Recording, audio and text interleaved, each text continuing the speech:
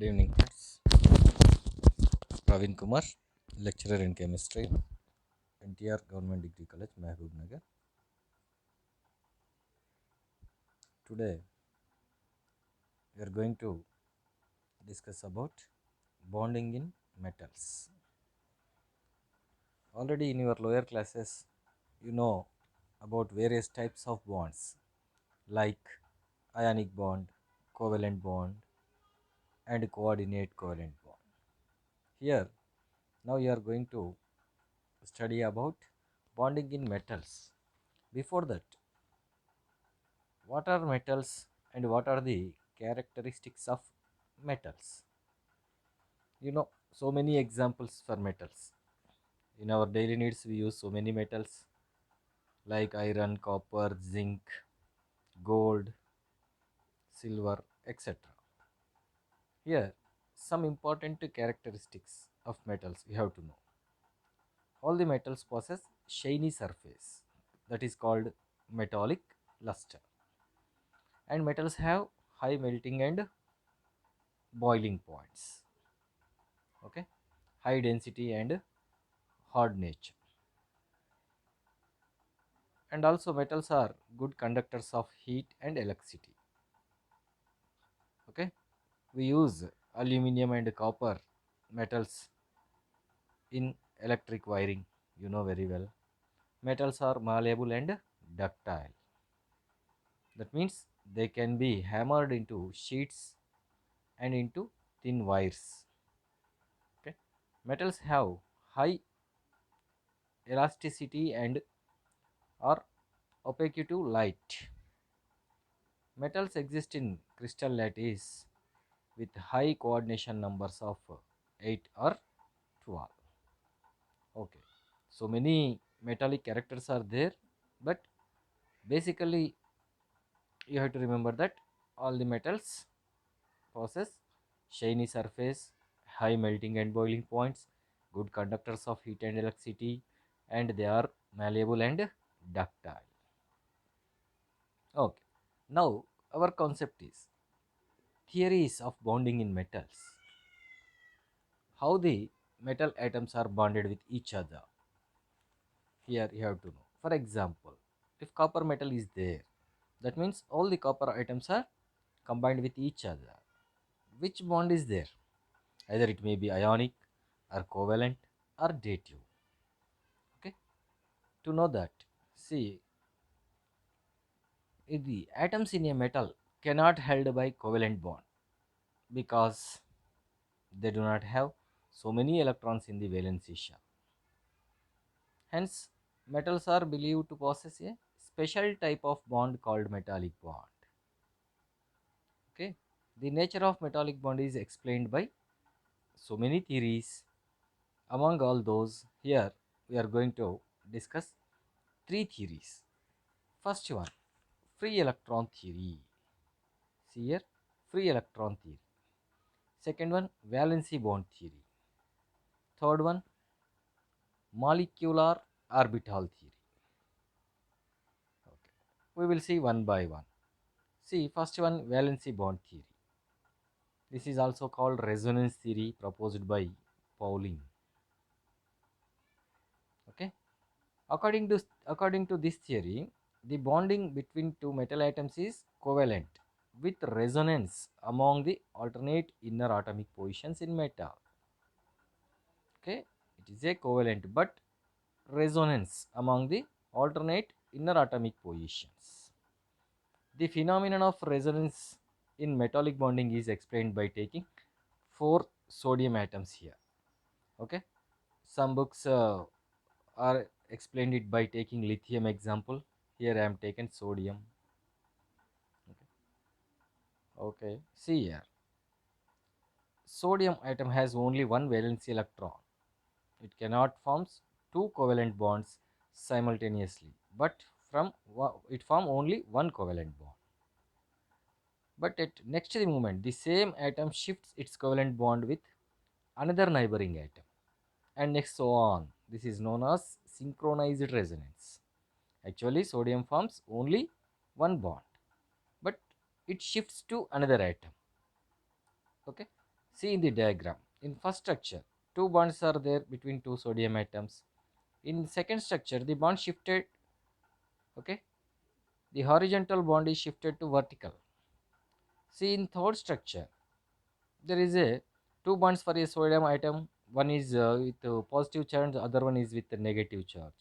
Like this, in the structure, you clearly observe that here bonds are resonating, not in a fixed position. This is called valency bond theory. Simply say that it is a resonance theory. The covalent bonds which are present between the metal atoms are resonance bonds. They are not stable at between two atoms. They move towards all the atoms. Okay. See here.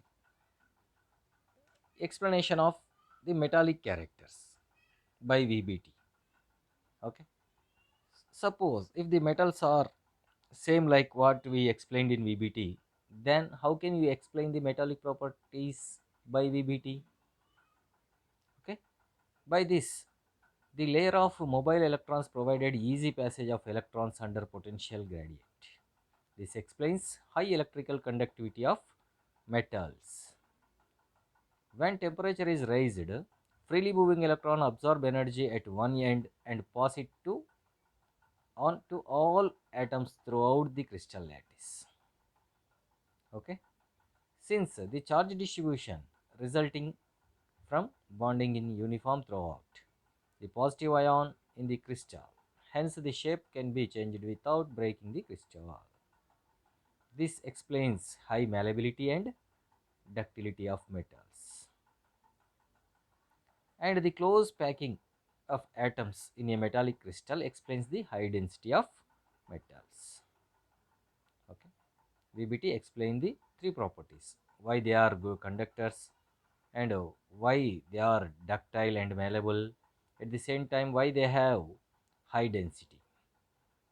Even though there is a limitations for VBT, the VBT gives qualitative explanation of various metallic properties like thermal and electrical conductivity and malleability, high electricity and high density, but it fails to explain the properties on quantitative scale. This theory also does not explain the metallic character in liquid state or in solution. Okay, it failed to explain metallic character in liquid state or in solution, but it explained the thermal and electrical conductivity, malleability, ductility, and high density. So, next theory, free electron theory, electron C or electron gas model. This is proposed by Drude and Lorentz. Okay, according to this theory, because of low ionization energy of metals has low ionization values. Some of the atoms lose their valency electrons and converted into cations. Whenever metal atom loses electrons, it will be converted into cation. The lost electrons are freely and randomly moved throughout the volume of the metal. So the metal is regarded as an assemble of positive ions immersed in a sea of mobile electrons. See in the picture there is clearly mentioned electron cloud is there. In electron cloud, the cations which are formed by losing the electrons, they are immersed. The strong electrostatic attraction between the electrons and positive ions known as metallic bond. Okay, the metallic bond is non-directional. This is the free electron theory. How the free electron theory explain the characteristics of metals? See here. It is non-directional bond because they closely packed metallic kernels held together by area of three-dimensional mobile electrons. It is a weak bond. It is weaker than covalent bond. The mobile electrons are attracted simultaneously by more than one kernel. Thus, the net binding energy is very small. See here. Third one. Metals are good conductors of heat and electricity. It is due to mobility of electrons. Metals are highly malleable and ductile. This is due to the presence of mobile electrons. Okay, these are the properties explained by free electron theory. But there is a limitations for it. It fails to explain that tungsten has high melting point 3300 degrees centigrade, but mercury melts only at minus 39 degrees centigrade. It fails to explain why some metals have greater electrical conductivity than others. These are the main limitations of free electron theory. After that, molecular orbital theory, otherwise band theory. It is proposed by Sommerfeld and Black. According to this theory, the entire metal is treated as a big molecule. The entire metal is covered by molecular orbitals, which are obtained by combination of atomic orbitals. According to molecular orbital theory, the combination of two atomic orbitals forms two molecular orbitals. Three atomic orbitals are combined to form three molecular orbitals. Okay, here very large number of atomic orbitals are combined, so the large number of molecular orbitals are formed. The energy of these molecular orbitals are close to each other, so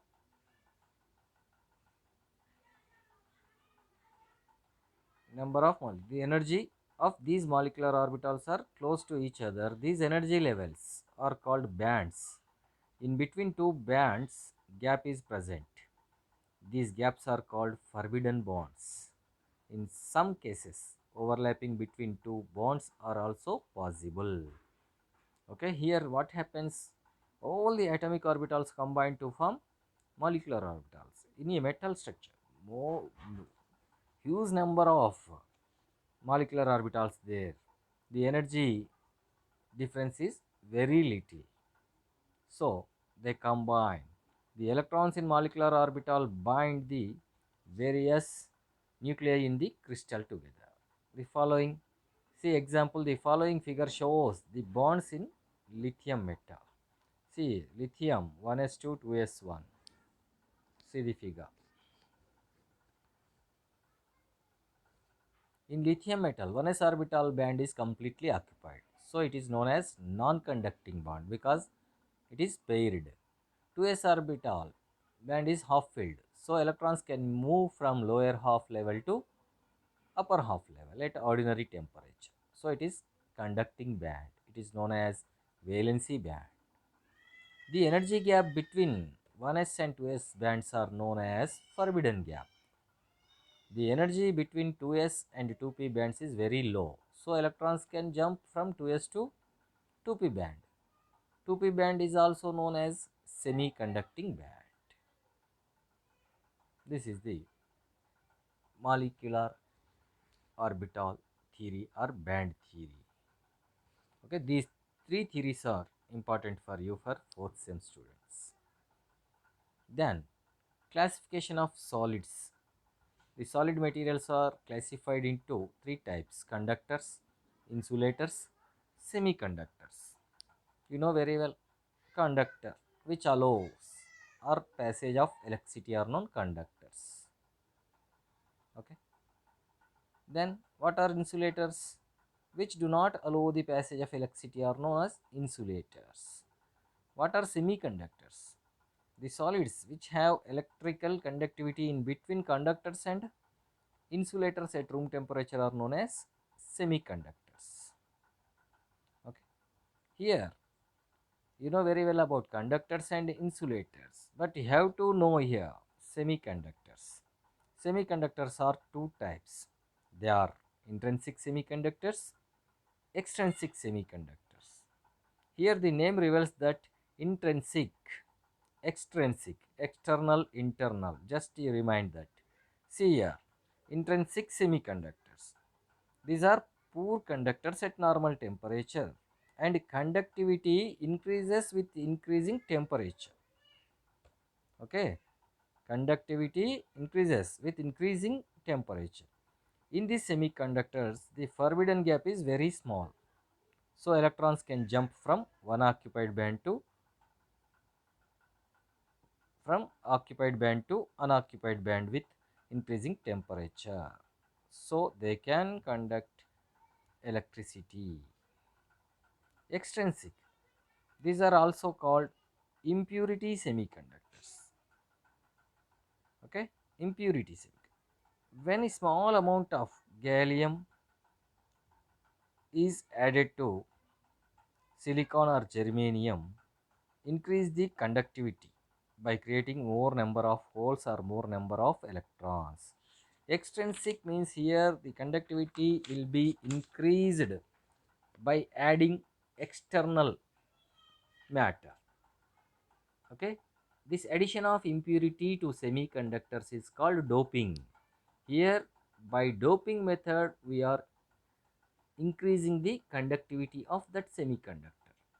The conductivity of adopted semiconductor is called extrinsic semiconductors. Okay, these are two types: N type semiconductor, P type semiconductor. It is very very important. N type, here just I am saying for sake of students, N type, N means negative, just imagine negative, no need to write here. Okay, P means positive, negative means electron. Here doping is made by, okay, made by excess of electron. That means if you are going to doping the third group element, you dope it with fourth group element. That means one electron excess. See here, this type of semiconductors are formed by addition of fifth group elements to the fourth group elements. For example, silicon. Silicon is doped by phosphorus. Here, fifth group element is added to fourth group element. In fifth group, 5 valence electrons are there. These 5 electrons, in fourth group, 4 valence electrons are there. So here, fifth electron is free electron. This free electron is responsible for electrical conductivity. Okay, simply you say that N type of semiconductor is nothing but if fourth group element is or fifth group element is added to fourth group element. In fifth group element 5 valence electrons are there, but in fourth group there are 4 valence electrons only. So the fifth electron is free electron. This is electron is responsible for electrical conductivity. Whereas P type, just now I told you P is nothing but positive, just imagine. Here third group elements, okay, P type semiconductors are formed by the addition of third group elements to the fourth group elements. In third group elements only 3 valence electrons are there, so they can satisfy the tetravalency of silicon. So one electron vacancy is formed. It is known as positive hole. Here one positive hole is there. The movement of electron into this positive hole is responsible for conductivity. Okay, here in this topic you have to remember three theories are there: VBT, free electron theory, and band theory, and classification of solids. Among those, only important topic is semiconductors, extrinsic and intrinsic. Furtherly, extrinsic is classified into two types, that is A type, N type, and P type. This is the topic, very very important topic for fourth sem students. Okay, you have to learn it and practice the N type and P type. P type positive hole, you have to show positive hole. In N type, excess of electron is there. Okay, this is the topic we completed in this session, theories of bonding in metal. Okay, in our next class we will discuss one more topic for fourth sem students. I hope all of you understand what I explained today. Okay, here one is resonance one, second one is free electron one, third is combination combining of molecular orbitals. Okay, thank you.